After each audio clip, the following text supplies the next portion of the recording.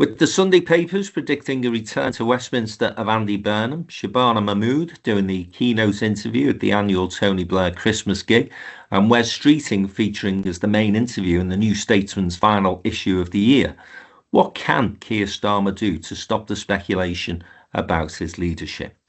12 months ago, it was Kemi Badenoch who was under pressure. How has she turned things around? And can the Tory party kick on in the new year and be seen as a potential government once again? I'm Frank McKenna, and this is the Downtown Den Politics Podcast. The return of the sausages. All sorts of things that I would have wanted as a kid that I couldn't have, right? Famously, Sky TV. How'd that happen? I guess I just forgot what was going on. They're eating the dogs, the people that came in. They're eating the cats.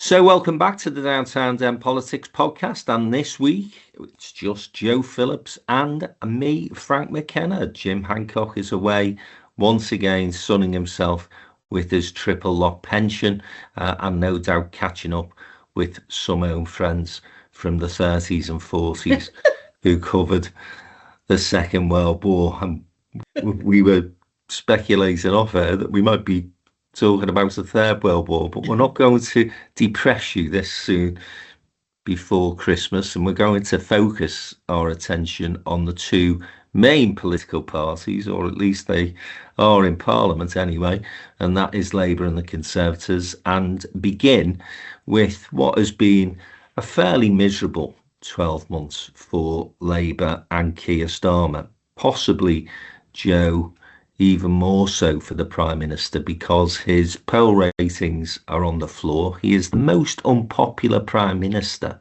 since polls began, which I find somewhat difficult to believe given some of the awful Prime Ministers we've had in the recent past. But nevertheless, there we are. That's what the statistics are telling us. And then he appeared in September at the party conference to put to bed the rumours and speculation about his own position as Prime Minister. But lo and behold, a few weeks later, his own advisers in Number 10 kicked off the speculation again with this daft story about Wes Streeting plotting against him. And of course, that blew up in Number 10's face. But ever since, there has just been this continued drumbeat of it's not if, it's when Keir Starmer goes, and the big challenge that has been set for him really, and the test that he needs to pass, is the May elections, where of course we have the Scottish Parliament, the Senate in Wales, and a multitude of elections in largely what would be considered fairly favourable seats for Labour. So he's in a bit of a hole. And just the final point I'll make, Joe, before coming to you for your reflections and thoughts on this, is the weekend press again full of this speculation, with three names coming to the fore. Andy Burnham, who is said to be looking for a seat in Greater Manchester so that he can fight a by-election and get himself into Parliament before any leadership contest may take place. Shabana Mahmood, who of course is the Home Secretary, high profile in that job, very robust in terms of the approach that she's taken, and some eyebrows raised because she was the keynote speaker at Tony Blair's Christmas gig last week. And then Wes Streeting is featured prominently in the sort of Labour activist Bible, the New Statesman, in its Christmas bumper edition.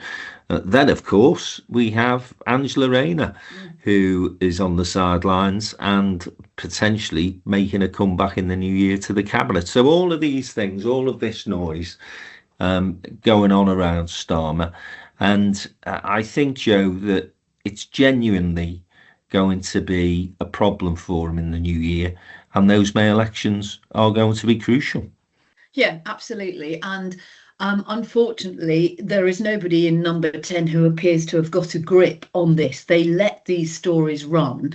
I mean, as we've said before, and you particularly, Frank, on the podcast and in your blogs, Labour have done an awful lot since they came into power. a year ago last July. But we don't hear about those. We only hear about the mistakes, and most of those mistakes are of their own making.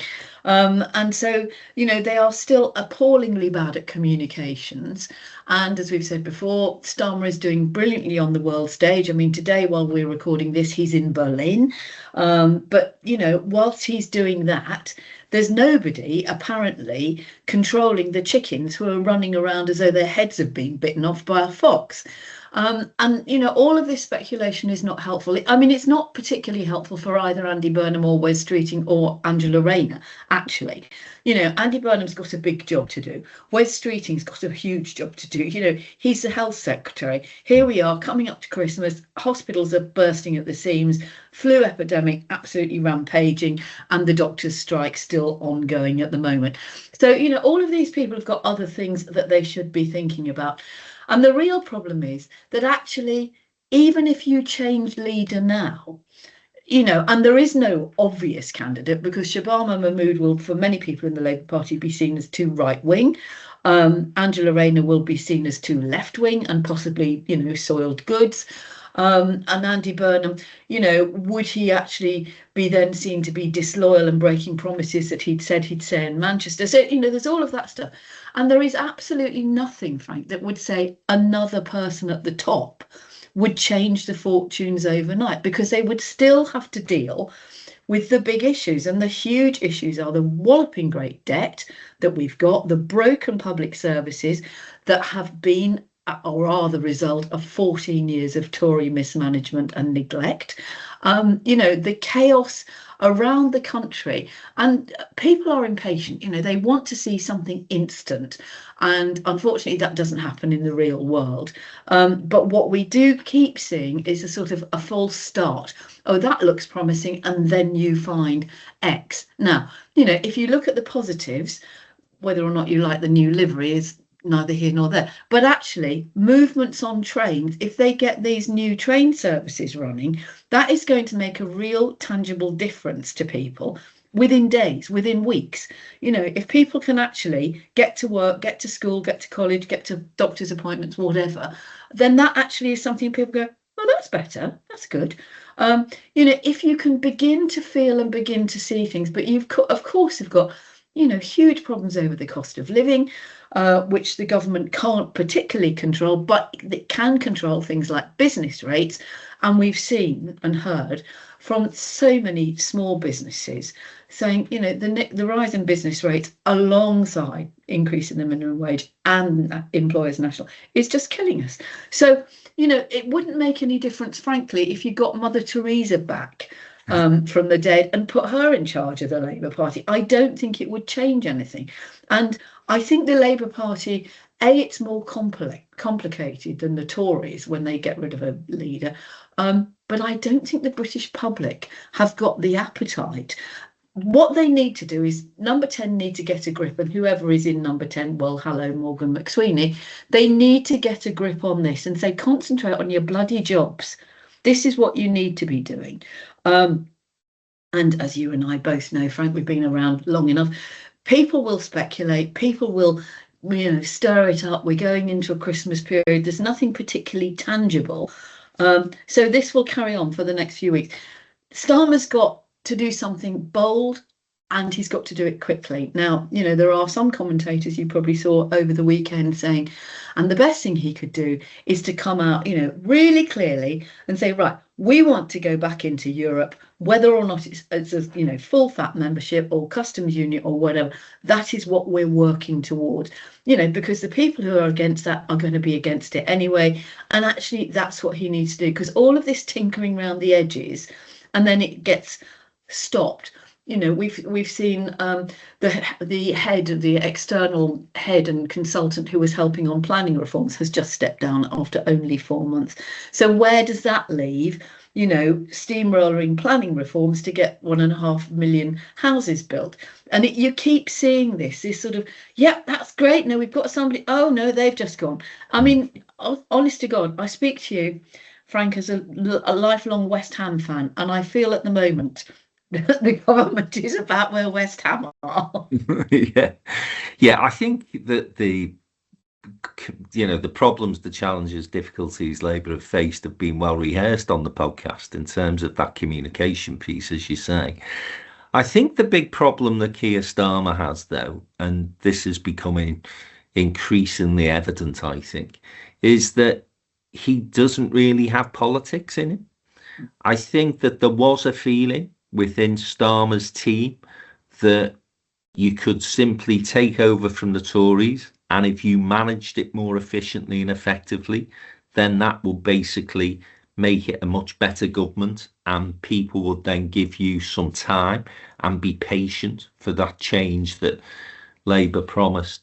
And of course, they boxed themselves in terribly prior to the election with these guarantees that they weren't going to increase tax, knowing, and let's be honest, they did know, that the economy was in a terrible shape. So I think a lot of these difficulties, as you said, Joe, are of their own making. But I think ultimately, and this is where I'm starting to be worried and concerned about Keir Starmer's future, and where I probably slightly deviate from your analysis there. If he doesn't have politics, then he is going to find it extremely difficult to be bold, courageous, and authentic. And it's that authenticity that you in particular have talked about in reference to Farage, for example. And let's face it, increasingly, Badenoch. And he lacks that. He lacks that ability to be able to just switch something on when that red light comes on and he's being interviewed. In fact, he goes into some sort of comatose state of robotics, and he talks very, well, what's the word? I mean, he's mechanical. Yeah. And for me, Joe, even if he has a story to tell, and Rachel Reeves is fallen into the same trap these days, the way they're telling that story is not inspiring. It doesn't come across as I say, authentic, and they're just not connecting with the British public. And I think when people talk about Wes Streeting, Shabana Mahmood, Andy Burnham, Angela Rayner, what have those four people got in common, aside from the fact that they're all in the Labour Party? They all speak human. Yeah, and it's absolutely. the point that you've been making for months and months and months, and I'm not sure that Keir Starmer has that in him. So as much as I absolutely agree with your statement that the Labour Party is complex, complicated, it's not as easy to get rid of a leader as it is for the Tories to just sign anonymous letters and get them in. But I do think that unless he can get a much better result in May than is being predicted at the moment, he's gone. Because I think people will look at it and think, look, we've got to give a new person at least 2.5 years to try and turn things around. Yeah, I think that everything that you say, Frank, is absolutely true. I mean, and we've said, from the outset, he's not political.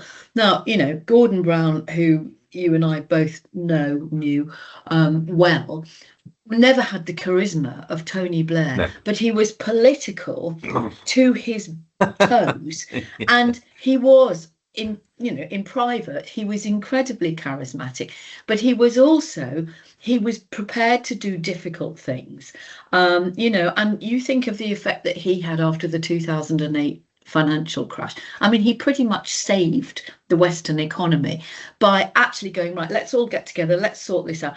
But he knew what he was doing.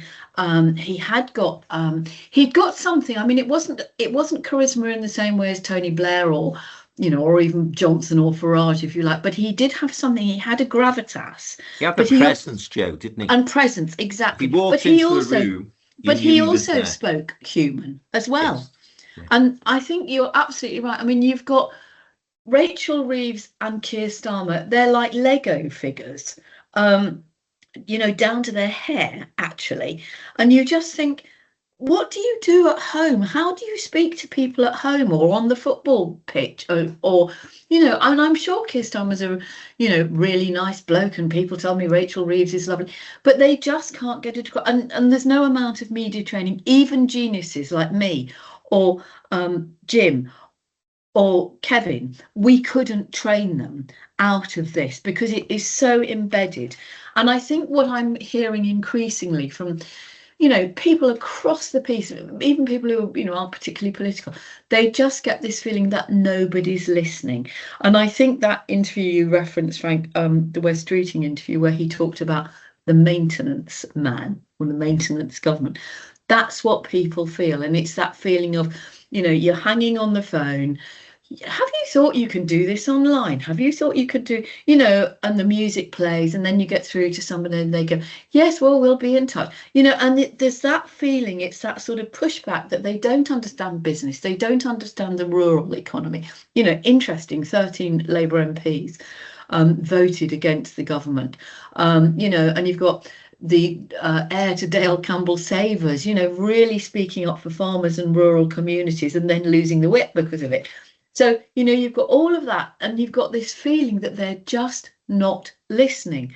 And even if you don't want to do what people are begging you to do, if you've got that political instinct, you know how to respond. And that's where I think it's just this blank wall of grey. No, we'll get back to you.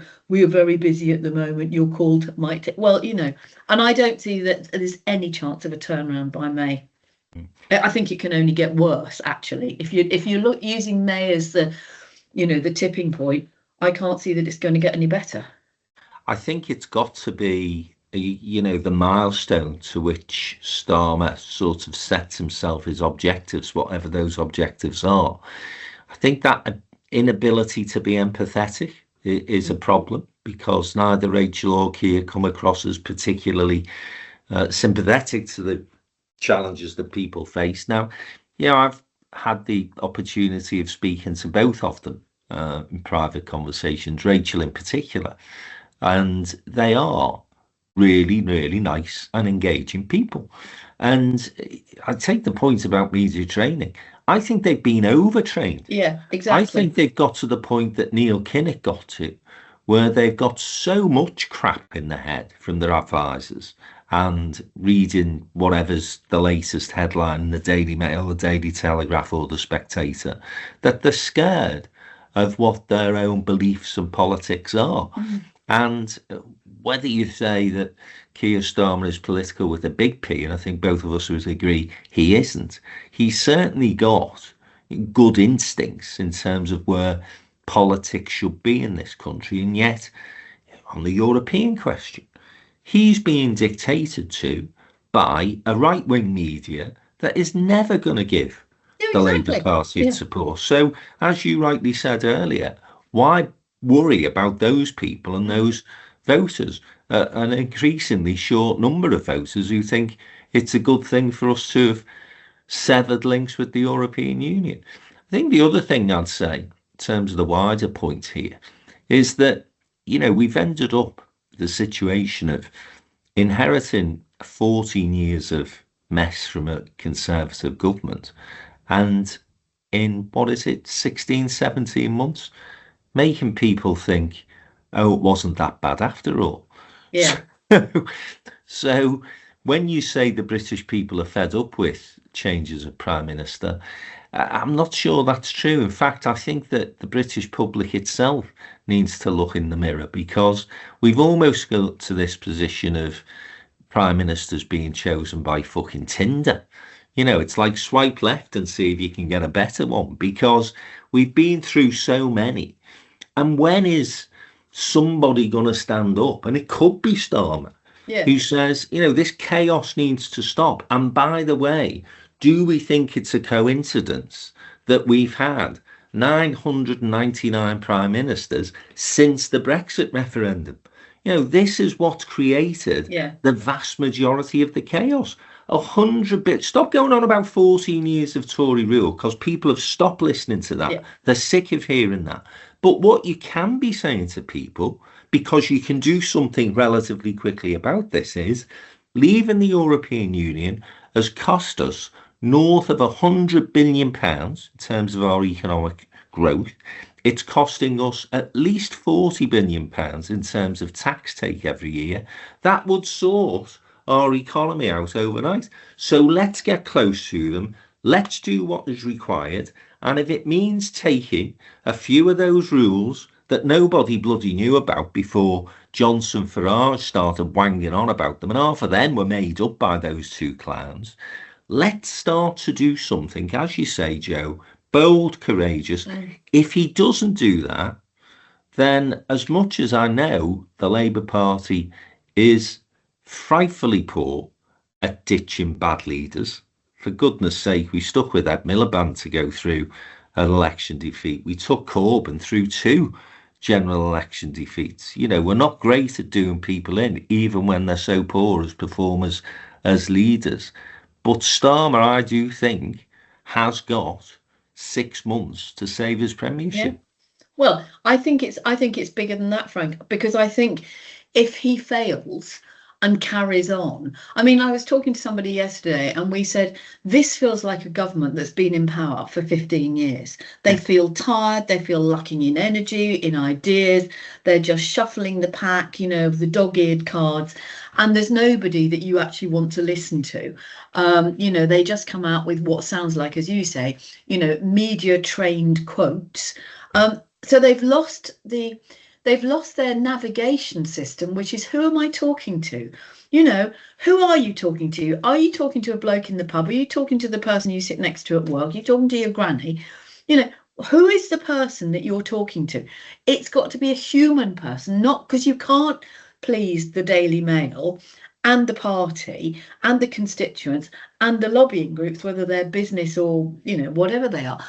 So I think, you know, he's got more at stake than just his own future. I think if Labour do really badly and can't win the next election, they will be out of power again for another generation. And that is a disaster. And the other thing is that, you know, what they need to say is, OK, you might think this is bad and it's not going as fast as you would like it to. So let's be grown up, which he did try to do, to be fair, and then completely screwed it up. But, you know, yes, you can't expect everything overnight. Running a country is not click and collect, and other things happen. You know, events, dear boy, events, they come along and they take the wind out of your sails, and then you have to focus on something else, like Ukraine, for instance. But there is a point where you just sort of say, OK, it's not perfect and it's a long haul. And all of those snake oil salesmen and women who would have you believe otherwise would do far more damage, not just to the cost of living, but to the very infrastructure of our democracy. And that's where I think the public are sort of sleepwalking into it by thinking, oh, actually, I'm a bit bored of this. No, send it back and I'll have something else. Yeah. Oh, well, that's something else. It might be Kemi Badenoch, it might be Nigel Farage, it could be Ed Davey, you know, whoever, it could be Zach Polanski, it could be anybody. But it won't be any better until we sort things out. I mean, the other thing that Keir Starmer could do is he could say PR for the next election. You know, they've been bold on lowering the voting age, which is great for the Green Party, because that's probably where most of those votes will go to. But be brave, bring in PR. Reform won't oppose it because it would work to their advantage. The Lib Dems would be absolutely delighted. So, you know, do something like that. Make our democracy stronger, because it's not helpful to cancel the elections, you know, because it looks like he's running scared. He's running for it. Yeah, I mean, I think that we get caught up in stuff like that more so than the electors. I think cancel elections is something people would welcome, to be honest, because they ain't going out to vote for what they see as a waste of space in terms of local government and the lack of power that those people have. It's like, well, you know, not really. Look at the turnout, Joe, you know, 20-25%. So I don't think those sort of issues really play as far as the general populace are concerned. I think more importantly are those issues of cost of living and just looking as if you've got a grip. And the one thing that he could do over the Christmas period and beyond is something that he's failed miserably to do, and that is start to connect with his Labour MPs. Yeah. He's never really been given the credit for delivering that landslide victory. You speak to Labour MPs, they don't say, oh, well, that was because of Keir Starmer. They say, and with some justification, well, that was because the Tories were bloody hopeless. And that is another problem that he's got. And I think that contempt may be too strong a word, but the failure of, again, his office to reach out and make the sort of relationships and build those bridges with your backbench MPs that Blair's team and Gordon Brown's team were so good at, because there are always going to be issues that for a constituency MP are difficult. There'll be something that you're asked to go through the lobbies on. You mentioned the rural constituency MPs there, where if you are loyal and you feel a sense of obligation to your leader or your prime minister, however difficult it is for you in your constituency on a personal level, you are still going through that lobby with your government. The fact that he and Morgan McSweeney and that team have failed to make those connections and get those MPs on board, I think that has been one of the biggest problems and downfalls of the government thus far. It's why they lost the welfare bill, which is a catastrophic embarrassment for them. We forget about this now because so many other things have happened. But that was the, in a sense, beginning of the end for Rachel's economic strategy, because once that £5 billion went, the market started to shake again, and people then started to speculate about how many taxes she was going to raise at a budget that was still months and months away. So he's got to somehow, some way, connect with those Labour backbenchers. It may be too late. I don't hear any Labour MP being enthusiastic about Keir Starmer. No, and you know, how do you rebuild that without it looking fake? And that's the problem, because it will look and sound desperate, as he so often does when he speaks to the country. And yes, you're right, Frank. You know, you either choose loyalty or you choose conscience, and there are some things, as we know, which is, you know, it's a free vote because it's a conscience vote, whether it's assisted dying or something like that. But yes, if you had actually laid the ground and you'd had that conversation with your MPs, the reforms changes of the welfare reforms would have gone through. And we would have been 6 months ahead in being able to say, look, we're doing this, we're doing the other. And you now know that whatever happens, if it's a bit difficult, people go, no, I don't like that. My constituents don't like it. So I'm going to vote against government because I'll be gone in, 3.5 years. And once you've done it once, that's the thing, once you've voted down a government once, then it does become habitual. Yeah. And that is something that they've never quite got a grip of, and it continues to be a problem for them. And I just think, Joe, that, as I say, there's so many things that he needs to fix. It might just be too big a mountain for him to climb. Well, who knows? I mean, sometimes, things come out of the blue and they save people when they look as though they're failing. I mean, one of the things, and I know we're going to talk about it in a minute, one of the things that I think he's been very lucky with is that Kemi Badenoch, up until now, has been so utterly useless. But she is really, she's getting into her stride a bit late in the day.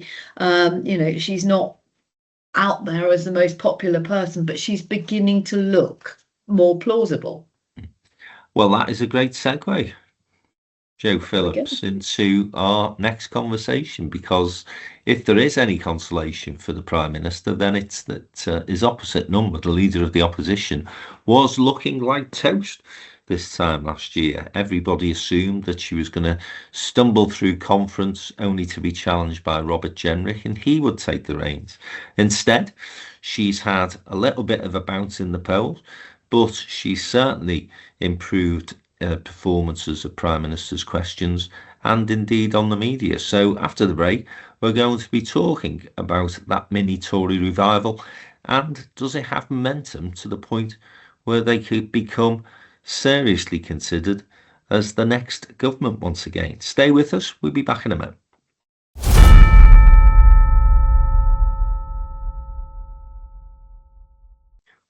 Welcome back to the second part of this week's Downtown Den Politics podcast with myself, Frank McKenna, and Joe Phillips. So we've talked about the trials and tribulations of the Labour government, but On the other side of the fence, the Conservatives, certainly since their conference in October in Manchester, where Kemi Badenoch made a very impressive speech and has subsequently improved her performances at Prime Minister's questions, I think started to take advantage of those difficulties that we've rehearsed in the first half of this programme in terms of Labour's problems and this persistent own goal scoring by the government. But nevertheless, it's never been an easy time for the government, and for the first number of months, Joe, she was missing those open goals. She was missing the target badly.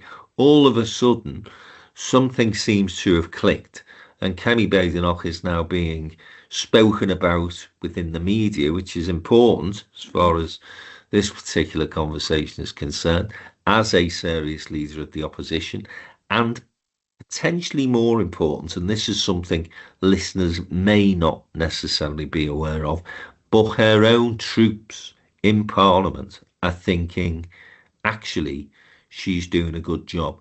She's embarrassing Labour. She's making us feel good at Prime Minister's questions, which is the main reason why political leaders take PMQs seriously. It's not because they think it's going to transform your electoral chances, but it does actually cheer up or depress your own MPs. And whereas a couple of months ago, probably 5-6 months ago, Tory MPs were dreading Prime Minister's questions, they're going into that chamber anticipating a good performance and walking out with a bit of a spring in the step. So she's turned things around, Joe. How do you think she's done it? Who knows? Because we've talked about charisma, and she is sorely lacking in charisma. I mean, she's got a most peculiar way of delivering. Her speech is very wooden, but it's almost like she's gone, oh, sod it, I've got nothing to lose. And she seems to have found a little bit of oomph. And I think you're absolutely right, Frank. I think we're not seeing the stories about Robert Jenrick on manoeuvres or James Cleverly or whoever it is, or Tom Cleverly if Jim was here.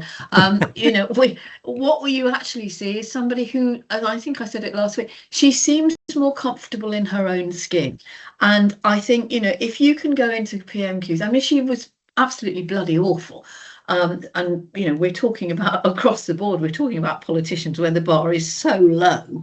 When you think back to previous giants or across both sides of the Commons, but actually she's fine, she's quite funny, she's quite sharp. I think the conference speech probably changed things a lot, but I think you're absolutely right. The most important thing is that the rumours and the speculation, I mean, they may still be happening, but they're certainly not making the headlines. And that means the Tories will go off on their Christmas break, I think, feeling much more buoyed than the Labour Party, and rightly so. And actually, they have got to be an effective opposition, because we need an effective opposition in order for democracy to function properly. And I think, you said before the break, we've got to stop going on about the 14 years of the Tories. I mean, it's very hard not to when they criticise the government for something that they could have sorted out. But I do think there's a point that maybe Kemi Badenoch is now beginning to feel and sound a little bit more like a different Tory party. And the other thing that I think is quite interesting is all these Tories who lost their seats, who are flocking to reform, which is making reform look increasingly like, it's the remainder section in your local bookshop, isn't it? Here's Jonathan Gullis, who, here's so-and-so, never heard of them, and all of that sort of stuff. So actually, in a way, Kemi Badenoch feels, although she hasn't obviously got a clean start, but it feels a bit cleaner than when she took over. And I think at the moment she's probably quite safe. Yeah, I think she's done the thing that she needed to do if the Conservatives were ever going to be taken seriously again, and that is move away from the anti-woke politics stuff, which they're never going to better reform at anyway, and start to focus on the economy and business. And because she's done that, it's meant that she's created her own narrative, her own story, and she's saying to people, look, this lot are incompetent. They've made things worse. Even if they were bad, we know where we went wrong. We'll never do the Liz Truss thing again. Yeah. And actually, we can get to a place where we're spending money on things that you want us to spend money on. And that's not Benefit Street. It's investing in business. It's investing in enterprise. And we're going to cut taxes. Now, that is the Tory story. That is the Tory narrative that potentially wins them back support and wins elections. I couldn't agree more with you in terms of reforms. I think mistake and misstep in taking all these ex-Conservatives. Tell you what it reminds me of, using the football analogy, because you've mentioned West Ham, I can mention Everton now.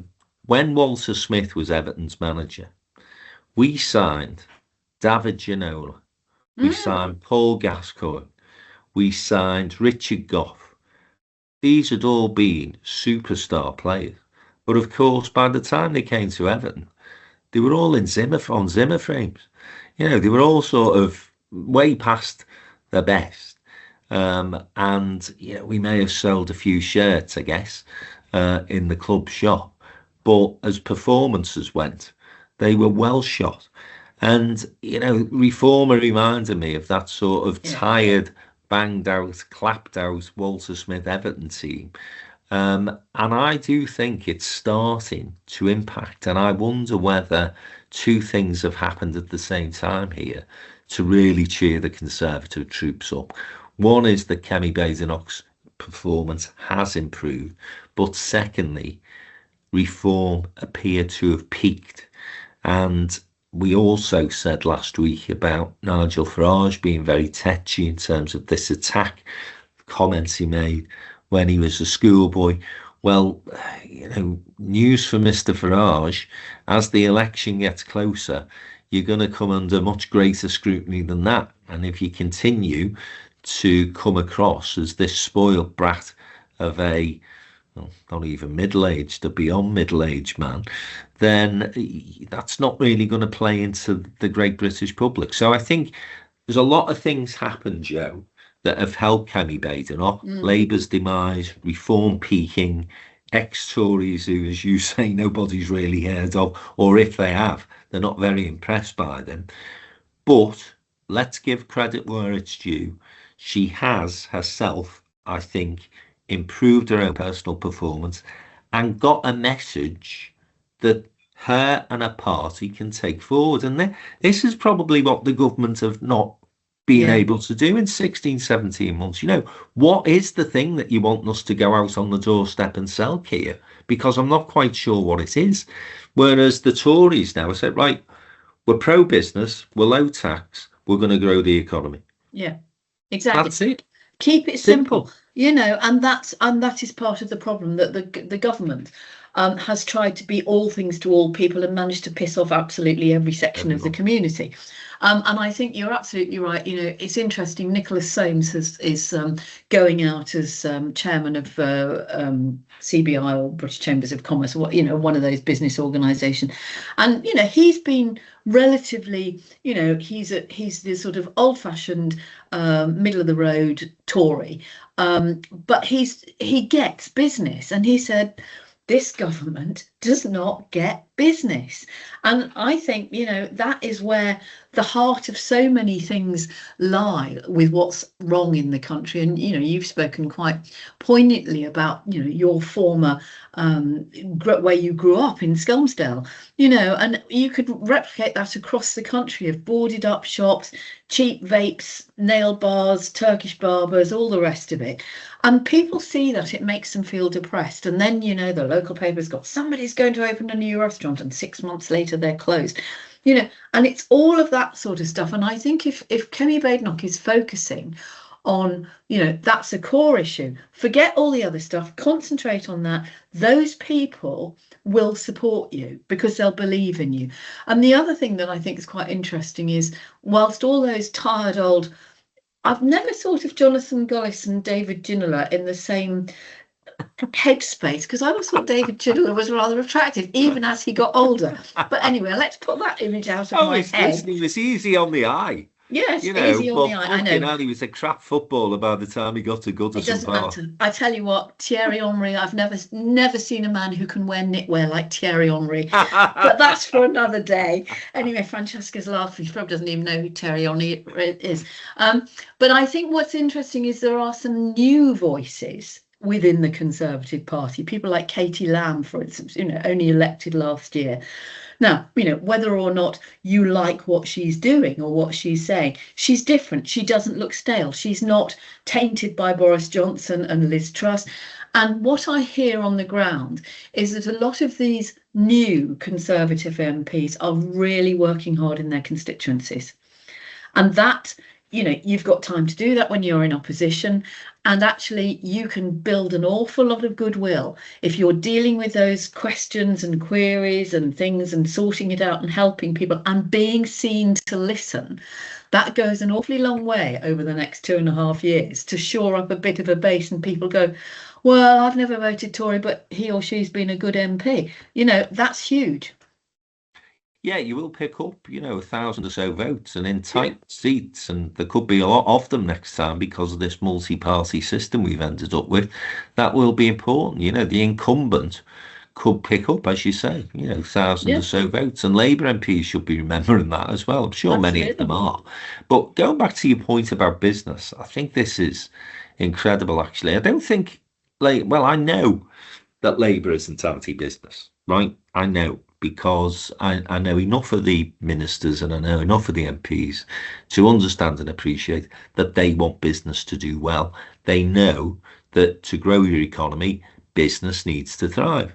However, not being anti-business is not the same as understanding business. Exactly. And this is the issue. And I think that they've fallen again, disappointingly from my perspective, for obvious reasons, into this trap of listening to whatever the CBI say or whatever the big business owner that goes through the doors of number 10 says, because north of 90% of businesses in this country are SMEs.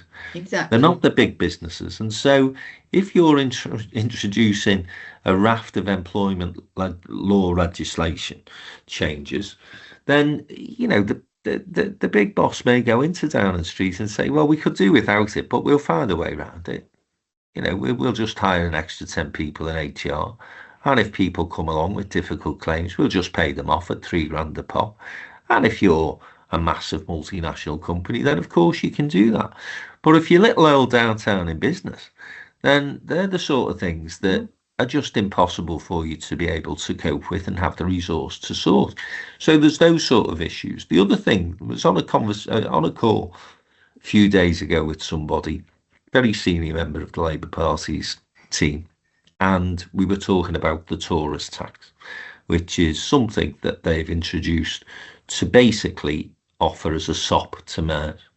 Here's some additional cash for you to spend in your locality come 2027, 2028 is when these changes are due to come in place. Now, just simple terms, what this means is that if you go and stay in a hotel in the UK, you will have to pay an extra £2-3 a night. It's a levy that is then basically taken off the hotel and given to the mayor's office. Right. Now, a lot of hotels not in favour of that. Think it's a terrible idea. Think it makes them uncompetitive. And anyway, why should they collect a load of money for a mayor to spend on things that he or she sees fit? In Liverpool and Manchester, I have to say to you, we have a visitor levy, but it's a voluntary levy. It's one that the hoteliers voted in favour of collecting, and they decide where that money is invested. Big difference. So when I went through this process with this Labour staffer and explained to them that there was a massive amount of opposition to this tourist tax and that it was going to basically be in play 2028, just before the next general election, she had her head in her hands.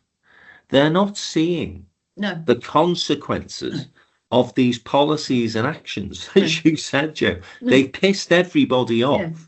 and they're about to go after the hoteliers as well. It doesn't make any sense. And Badenoch, I think, has realised, as I say, to her credit, this is our sweet spot. Yeah. This is actually where Thatcher was able to turn the argument and the debate and the discussion around. We're not in favour of Benefit Street. We are in favour of enterprise. We are in favour of business. And if you've got your own business, we are going to be your best mate. Whereas most business people at the moment, rightly or wrongly, feel as though we've got a government that is anti-business. As I say, I think it's a lack of understanding rather than anti-business, but both things can be true at the same time. Yes, exactly. And I think it is absolutely that sense of, I don't think they're anti-business, but I don't think they've got any concept of what it's like to run a small business. There's a bloke I know, I play badminton with him, and he's got it's a very specialised, but it's a small business where they do parts for something or other. Most of the parts are now being held up for 8 weeks. I needed to get my gas cooker fixed last week. Parts are taking 6 months. That's Brexit and its tariffs in other countries. So, that impact. So am I going to get my cooker fixed? Well, actually, I found somebody to do it, but, I'm sure listeners don't care about my cooker. But lots of people go, oh, sorry, I'll just go and buy another one. Well, that's not helpful because you're buying something that's probably been made in China anyway. Where does that fit with environment and, fixing? And the little guy who's fixing gas cookers, or the bloke who's making parts for whatever it is going out of business. And at the same time, you've then got Jackie Smith standing up saying, we're going to make all of these apprenticeships in hospitality. And you think there won't be any bloody hospitality because you've killed it. And who's going to take on, a kid that won't lift their eyes off their phone screen to serve 3 people on a wet February afternoon with a tourist tax coming in? And it is that thing. It's that lack of curiosity. And I think that's one of the things that is a theme of this particular government. It's the lack of curiosity that sort of says, how did Tulip Sadiq manage to afford all of those houses? What about Peter Mandelson? Shouldn't we be asking about his friendship with Epstein before we send him to America as our ambassador? What about, Louise Hay? We know she said up front, but, is it going to come? Where's the curiosity about things that you would have in normal conversations with somebody, instead of just sitting there going, yes, I hear what you say, I'll make a note of it? And I think, you and I know this, and Jim would agree if he was here as well, as, as all of our contributors and members would, that when you're talking to people, it's about that dynamic that you're listening and you're thinking, oh, that's a really good idea. Hang on a minute, tell me a bit more about it. Or, oh, that sounds awful. Why did that go wrong? How can we fix it? Instead of just going through the automaton thing. So, and to be fair, when you're in opposition and you're not sidelined or sidetracked by other things, you have got time to do this. You've got time to listen.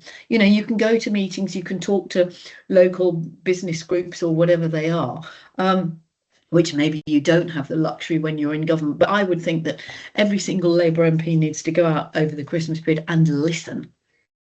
I think what I'd say to that, Joe, is they were in opposition for 14 years. Well, precisely. And had plenty of time to listen and plenty of time to think.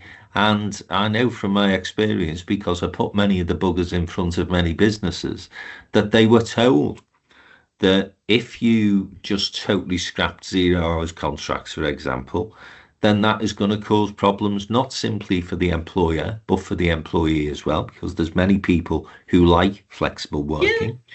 If you increase the minimum wage and equalise it for young people in the way that they have, then guess what? Businesses ain't going to take on young people anymore. Apprenticeships are not the silver bullet.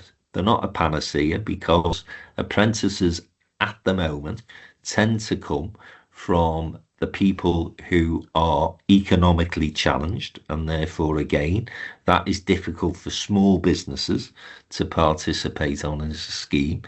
And you go on and on and on, and all of these things were directly told to shadow ministers by downtown and business members. I can only assume that they didn't believe them, or that very quickly, once they got the red boxes and they got into government, they forgot what they were being told by real businesses and started to listen to Whitehall officials and trades unions. And, I am a big, as you know, Joe, advocate of workers' rights. I'm a big advocate of the trade union movement. My dad was a trade unionist. That's how I got involved in the Labour Party. But the balance needs to be right. And I do think, as I say, that they are seeing everything through the prism of big business. I think there is, within some in the party, and I think this is a minority, but it's a vocal minority, and a belief that the only thing business are interested in is profit, and they don't care about people who work for them.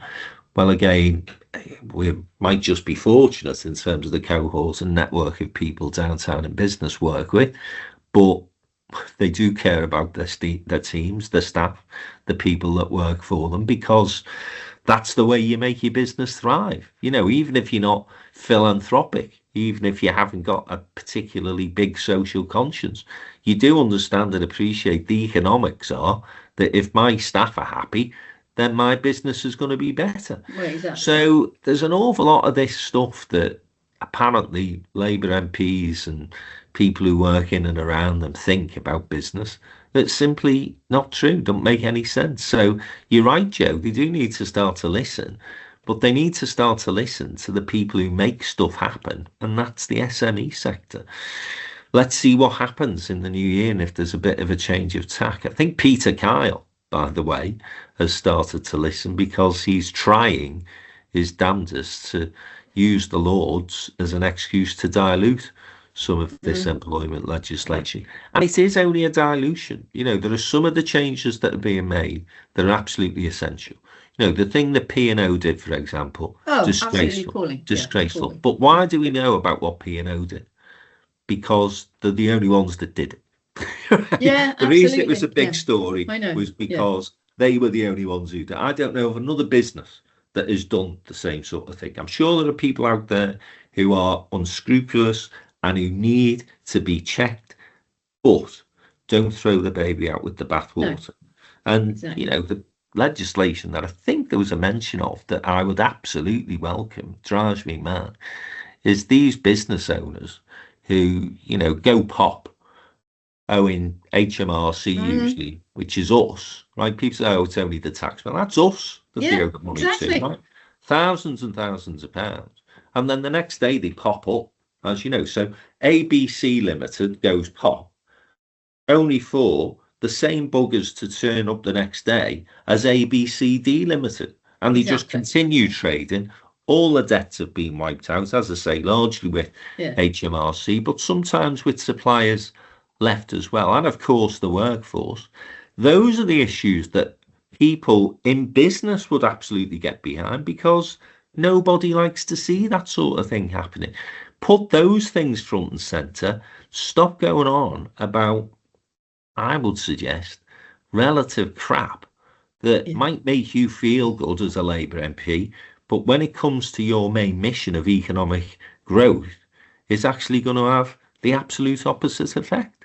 Yeah, and meanwhile, look at, while we let all of these people escape owing the tax man, or us, as you rightly say, millions, self-employed people are having to do quarterly returns, know, and you just think, for God's sake, it's just insane. It's just absolutely insane. But hey ho, we live to fight another day, and maybe Labour will. Yeah, maybe, but as I say, Kemi Badenoch has managed, I think, to get herself into this space, and therefore, I don't want to preempt our conversation next week when we'll be looking ahead to 2026, but I do think the new year is going to be quite fruitful for the Conservative Party leader. We wait and see. Anyway, we will be back next week, as I say, with our Christmas special look ahead to the new year, a look back on the predictions that we made last year, and apparently I did rather well. So there you go. Yeah, you did. And So if you want to know what's going to happen in 2026, listen to what Frank McKenna's got to say next week. Listen, it's been great to have your company, Joe. We're going to be joined by, I'm sure, a relaxed and tanned Mr. Hancock next week. Hopefully he's not wearing that bloody jumper with the phallic symbol on the front. I think he might be stuck in it. Well, stuck in it. Sorry, yeah, okay. And we will be back next week. Francesca King, our producer, thanks so much for listening to us rabbit on and talk about people who she's never even heard of. But it's always good to have you listening with us, dear viewers and listeners, and we hope that you have a great 7 days and you will rejoin us next week. Thanks for listening.